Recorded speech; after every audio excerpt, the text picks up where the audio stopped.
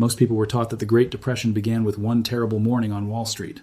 They imagined the 29th of October 1929, ticker tape spilling across the floor, fortunes disappearing by the minute, and terrified investors realizing that the American dream had collapsed overnight. It is a memorable story because it is simple. There is a dramatic date, a visible disaster, and an obvious villain, the reckless speculator who borrowed money to gamble on rising shares. But that story leaves out the forces that actually turned a market panic into the deepest economic collapse of the modern era. The crash did not create the Great Depression by itself. It exposed an economy that had already been weakened by war debts, unequal wealth, unstable banks, shrinking demand, rigid monetary rules, and political leaders who repeatedly chose doctrine over reality. To find the true beginning, we have to leave Wall Street and return to Europe in 1918. When the fighting stopped in November, the continent was physically ruined and financially exhausted. France had lost nearly 1.4 million soldiers. Britain had buried close to 900,000. German military deaths exceeded 2 million. Across northern France, Belgium, Eastern Europe, and parts of the former empires, roads, bridges, rail lines, farms, factories, and entire towns had been destroyed. The Austro-Hungarian, Ottoman, Russian, and German imperial orders were breaking apart. Millions of veterans returned to economies that could not easily absorb them.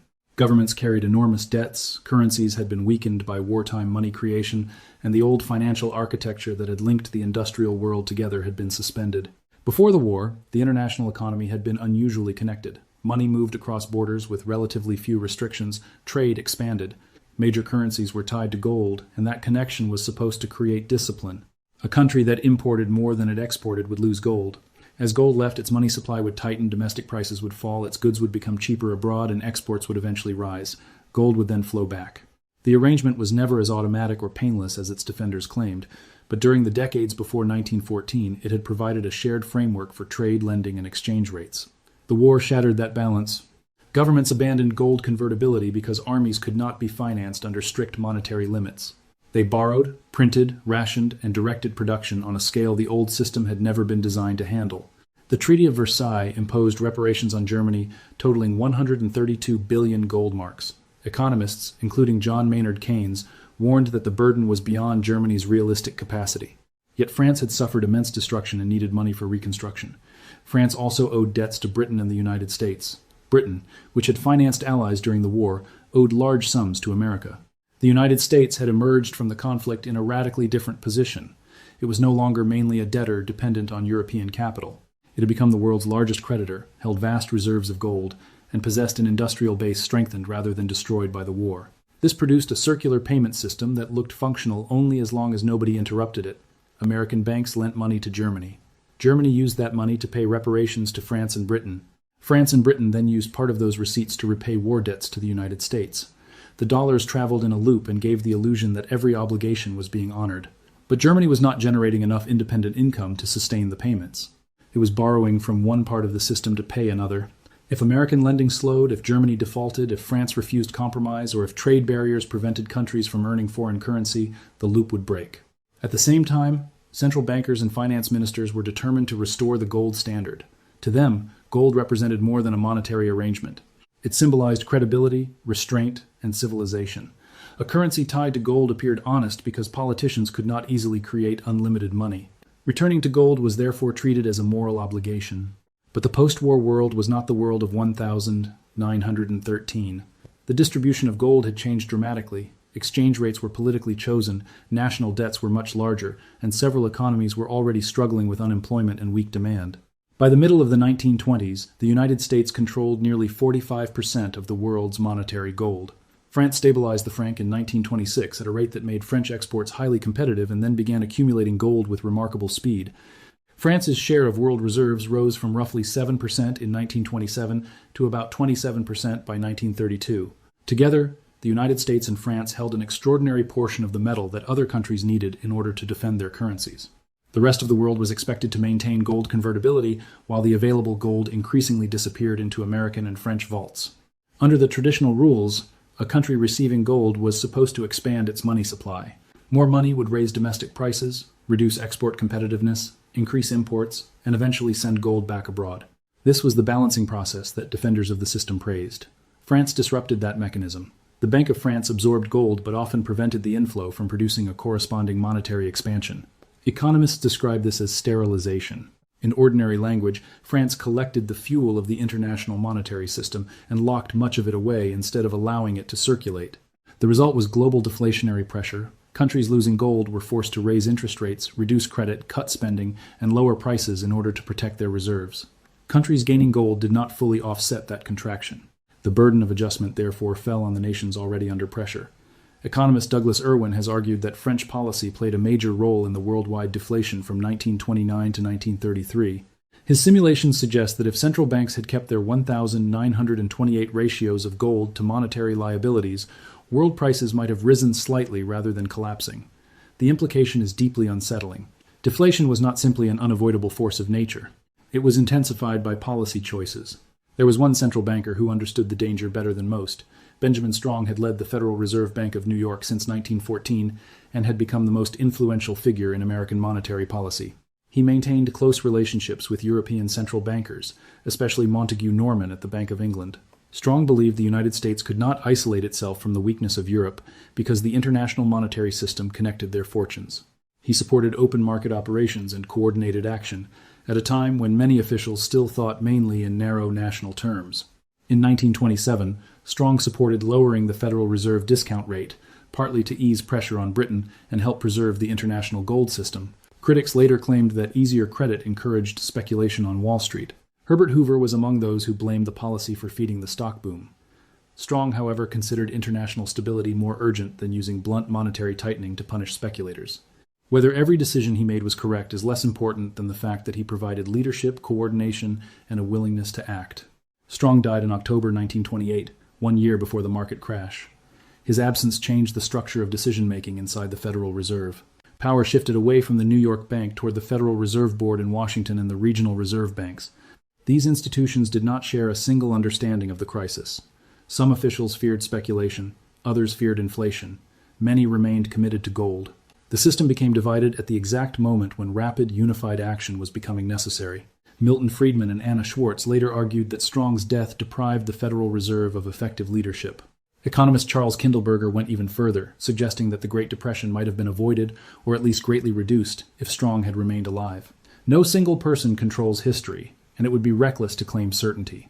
Still, his death demonstrates how vulnerable the system was. Global stability depended not only on formal institutions but on a small number of individuals capable of understanding the whole structure. When one of the most capable disappeared, the institution did not replace his judgment with a reliable process. It drifted into hesitation and conflict. Meanwhile, the United States appeared prosperous. Factories produced automobiles, radios, refrigerators, household appliances, and construction materials at an extraordinary pace. Cities expanded. Advertising promoted a new culture of consumption. Share prices rose so rapidly that millions began to believe wealth could be created almost automatically. The decade became associated with jazz, modernity, confidence, and endless growth. Yet the prosperity was distributed so unevenly that the economy's apparent strength concealed a dangerous weakness. By 1929, the richest 1% of American families received close to 24% of all income before taxes. The richest 0.1% earned about as much as the bottom 42% combined. Around 80% of families had no savings. Many industrial workers, miners, and farmers saw wages or income stagnate while corporate profits rose. Productivity increased, but purchasing power did not spread evenly enough to keep pace with the volume of goods the economy could produce. This was not only an issue of fairness, it threatened the mechanics of mass production. An industrial economy depends on millions of consumers buying what factories make. A small, wealthy class can spend extravagantly, but it cannot buy unlimited cars, radios, clothing, furniture, and food. When income concentrates at the top, consumption grows more slowly than productive capacity. Goods accumulate in warehouses. Businesses reduce orders, factories shorten shifts, workers lose wages and then jobs, their spending falls further, creating a cycle of weaker demand and deeper contraction. John Kenneth Galbraith later placed unequal income distribution among the central weaknesses of the American economy before the Depression. The wealthy invested much of their surplus in financial assets and real estate. That helped inflate prices but did not create enough broad consumer demand. Middle-class households, eager to participate in the new prosperity, increasingly relied on installment credit. They bought cars, appliances, and other goods with borrowed money. Debt allowed consumption to continue for a time, but it also made families more vulnerable. Once income fell or credit tightened, those households had to cut spending sharply. Agriculture had been in distress for much of the decade. American farmers expanded production during the war to feed Europe. When European farming recovered, global demand weakened and prices fell. Many farmers remained burdened by loans taken out to purchase land and machinery during the boom years. Rural banks were exposed to those debts. Long before the famous crash, thousands of farmers had already lost land, and many small banks had already failed. The prosperity celebrated in major cities was never fully shared across the country. Industrial warning signs also appeared before October 1929. Automobile sales slowed, construction weakened, inventories rose, business investment began to soften. The economy was not healthy and then suddenly destroyed by falling shares. It was already losing momentum. The market crash struck a system burdened by debt, weakened demand, agricultural depression, international instability, and monetary pressure. The match landed in a room already filled with fumes. The first major wave of banking panic arrived in 1930. Depositors feared their banks were unsafe and rushed to withdraw cash. Banks held only a fraction of deposits in liquid form, so even institutions that appeared solvent could collapse if too many customers demanded money at once. When one bank closed, fear spread to nearby communities. People withdrew funds from other banks. Assets were sold at distressed prices. Credit contracted. Businesses that depended on loans could not meet payroll or continue operating. The Federal Reserve had been created in 1913 partly to prevent precisely this kind of panic. It possessed the ability to lend to banks and expand liquidity. Yet the institution, divided after Strong's death and constrained by its interpretation of gold standard rules, failed to respond on the necessary scale. Officials often treated failing banks as weak institutions that deserved to disappear. They underestimated how the collapse of one bank could reduce the money supply, destroy confidence, and weaken otherwise sound borrowers. Between 1929 and 1933, the American money supply fell by about one-third. Roughly one-fifth of commercial banks closed permanently. Real income declined by approximately 36%. Depositors lost savings that had taken years to accumulate because federal deposit insurance did not yet exist. Every failed bank removed money from local communities. Families cut purchases. Businesses lost customers. Debts became harder to repay because prices and wages were falling while the face value of loans remained fixed. The Federal Reserve not only failed to stop the contraction. In 1931, while the economy was already collapsing, it raised the discount rate from 1.5% to 3.5%. Officials feared that gold was leaving the country and believed higher rates were needed to defend the dollar's gold value. In effect, the central bank tightened credit during a deflationary emergency in order to protect the monetary rule it considered sacred. The defense of gold received priority over employment, banking stability, and production. Decades later, Ben Bernanke, before becoming chair of the Federal Reserve during the crisis of 2008, acknowledged the institution's responsibility. At a 2002 conference honoring Milton Friedman, he accepted the argument that Federal Reserve failures helped cause the Depression and expressed regret on behalf of the institution. The significance of that statement was enormous. It meant that modern central banking had absorbed a lesson the officials of the early 1930s had failed to understand. In a panic, allowing the money supply and banking system to collapse is not healthy discipline. It can transform recession into national ruin. Monetary failure alone does not explain the global scale of the Depression. Another destructive decision came from Congress. In June 1930, President Hoover signed the Smoot-Hawley Tariff Act. The law raised tariffs on more than 20,000 imported products to some of the highest levels in American history. Supporters claimed it would defend farmers and manufacturers from foreign competition. More than 1,000 economists urged Hoover to reject it. He approved it anyway. Other countries retaliated. Canada imposed new duties on major categories of American goods. Britain, France, Germany, Italy, and many others raised barriers of their own. A policy advertised as protection became a chain reaction of retaliation. Each government attempted to preserve its domestic market by reducing foreign competition, but every nation's exports were another nation's imports. When countries closed their markets to one another, they also destroyed customers for their own producers. World trade fell by roughly 66% between 1929 and 1934. American exports to Europe declined from around $2.3 billion in 1929 to about $784 million in 1932. Imports from Europe fell from approximately $1.3 billion to $390 million. Agricultural communities and heavy industries that depended on foreign demand were hit especially hard. Prices fell, factories closed, and debtors lost the income needed to meet obligations. The tariff also attacked the fragile debt loop created after the First World War. Germany needed export earnings and American loans to obtain the dollars required for reparations. France and Britain depended on German payments to help service their debts to the United States. If Germany could not sell goods abroad, and if American lending declined, the entire arrangement could not function. Protectionism therefore damaged not only trade, but the international payment system holding Europe together. By 1931, the weakness erupted into open financial crisis. Austria's largest bank, Credit Anstalt, failed. Fear spread into Germany, where banks faced runs and credit disappeared. Governments imposed controls, suspended payments, and struggled to defend their currencies.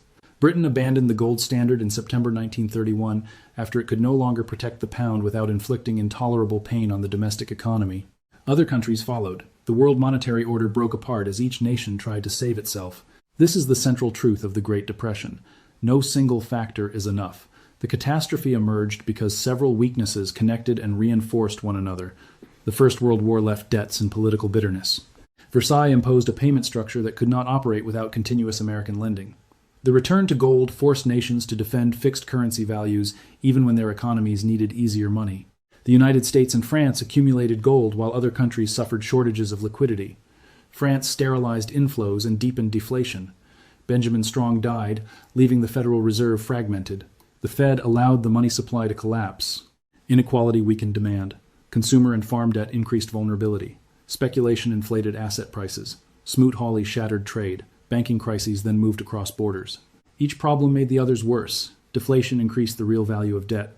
Higher debt burdens caused defaults. Defaults weakened banks. Bank failures reduced credit and money. Reduced credit lowered spending. Lower spending forced businesses to cut production and employment. Rising unemployment reduced demand again. Tariffs eliminated foreign markets. Falling exports made international debts harder to pay. Political distrust blocked coordinated solutions.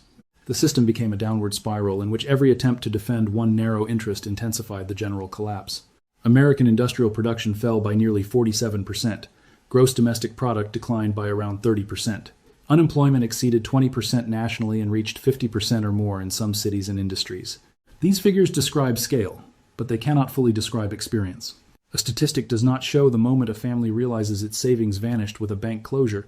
It does not show a skilled worker searching for months and finding nothing. It does not show a homeowner carrying furniture into the street after foreclosure. The disaster was not entirely unavoidable. Gold did not have to be restored with such rigidity. France did not have to sterilize so much of its gold inflow. The Federal Reserve could have expanded liquidity and acted decisively as lender of last resort. Congress did not have to pass Smoot-Hawley. Governments could have negotiated war debts and reparations before the payment system collapsed. Leaders could have recognized that preserving the rules of a damaged order was less important than preserving societies. The parallels with the present are uncomfortable. Wealth is again highly concentrated. Households, companies, and governments carry large debts. Trade disputes can escalate quickly. International cooperation is weaker than it appears during peaceful periods. Central banks possess powerful tools, but still face political limits and uncertainty. National leaders often gain support by promising protection from foreign competition. Financial systems can appear stable while risks accumulate in places the public does not see. There is also a human dimension that economic charts cannot hold. At the worst point, roughly 13 million Americans were unemployed. Many had no income, no reliable assistance, and no clear path back to work. Some fathers left home each morning and pretended they still had jobs because admitting the truth felt unbearable. Children entered classrooms hungry. Families moved in with relatives, delayed medical care, sold possessions, and learned to live with constant uncertainty. Shame became part of daily life because unemployment was often treated as personal failure, even when millions were suffering for reasons beyond their control. In rural America, economic collapse collided with environmental disaster. Across the Great Plains, years of aggressive plowing had removed native grasses that held the soil in place. When prolonged drought arrived, exposed earth turned to dust. Powerful storms carried dark clouds across hundreds of miles. Day became night. Dust entered homes, lungs, food, machinery, and water. Farms that had supported families for generations became almost impossible to cultivate. Hundreds of thousands packed their belongings into worn vehicles and traveled west, especially toward California. They hoped agricultural work would offer survival. Instead, many encountered low wages, exploitation, hostility, overcrowded camps, and local authorities who viewed them as unwanted outsiders. The migrants carried the burden of both economic failure and public contempt. Their suffering became one of the defining images of the era, but it was only one part of a nationwide crisis. The psychological damage was severe. Suicide rates rose in the early 1930s. Malnutrition spread, particularly among children. In mining regions of Appalachia and industrial centers of the Midwest, families lacked heat, adequate food, and medical care. People died from illnesses that were treatable but unaffordable. Poverty did not always kill dramatically. Often it worked slowly through cold rooms, weakened bodies, untreated infections, and years of exhausted hope. In Germany, economic collapse accelerated the rise of the Nazi Party. Mass unemployment and humiliation weakened faith in the Weimar Republic. In Italy, crisis reinforced fascist control.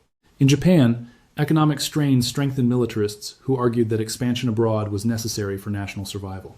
The path from financial collapse to the Second World War was not a straight line, but the Depression helped destroy the political center, deepen nationalism, and reward extremism. Economic misery became fuel for aggression. This is why understanding the causes of the Great Depression matters now. It is not merely an argument among economists about interest rates, gold reserves, or tariff schedules. It is a lesson about how institutional mistakes can tear apart social trust and reshape world politics. Extreme inequality, rigid monetary thinking, protectionism, international debt imbalance, and weak leadership do not remain inside financial reports. They enter homes, elections, streets, and eventually battlefields. The comforting version of the story says a speculative bubble burst, and governments later learned how to prevent another depression. The more accurate version is harder to accept. Institutions designed to provide stability helped create instability. Central banks tightened when they should have supported credit. Governments raised barriers when they should have coordinated. Financial systems rewarded concentration and speculation while leaving ordinary consumers dependent on debt. Leaders defended inherited rules long after those rules had become destructive. Most disturbing of all, the key decision-makers usually believed they were acting responsibly. The officials defending gold thought they were protecting the value of money. The politicians supporting tariffs thought they were defending workers and farmers. The central bankers who refused rescue believed they were preventing moral hazard and allowing correction. Their intentions did not save the people harmed by their errors. Good intentions combined with false assumptions can produce consequences as terrible as deliberate wrongdoing. So when someone says the Great Depression was caused by the crash of 1929, remember the deeper chain. Remember the trenches and debts of the First World War. Remember Versailles and the circular payments that depended on American lending. Remember the return to gold and the concentration of reserves in the United States and France. Remember the Bank of France withholding monetary expansion. Remember Benjamin Strong's death and the Federal Reserve's divided response. Remember inequality, weak demand, consumer debt, farm distress, banking panic, and the collapse of world trade. The crash was the visible moment when hidden weakness became impossible to ignore.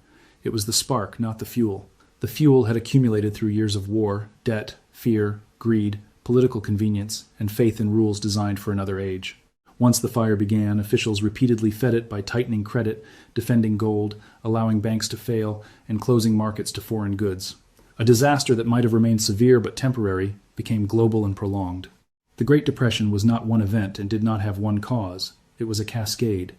War debts weakened Europe. Reparations made recovery politically explosive. Gold scarcity spread deflation. Central bank mistakes crushed money and credit. Inequality limited consumption. Speculation increased vulnerability. Banking failures destroyed savings. Tariffs demolished trade. Political extremism grew from despair. Each force pushed the next, until economic failure became social and geopolitical catastrophe. The Great Depression began long before the famous photographs of brokers staring at falling prices. It began in obligations that could not be reconciled, in gold locked away from circulation, in wages that failed to match production, and in governments unwilling to tell voters that the old settlement was impossible. It deepened because the people with the authority to respond misunderstood the disease. They treated collapse as discipline and suffering as adjustment. If this account changed the way you understand the Great Depression, subscribe to the channel. Here, we examine the forces behind markets, governments, and global power, especially the forces that rarely fit into a simple headline. Tell me in the comments which factor you believe mattered most. Was it the gold standard, the Federal Reserve, inequality, war debts, banking failure, or the destruction of trade? Share your reasoning, and like the video so more people can discover the deeper history behind the world they live in. I will see you in the next story.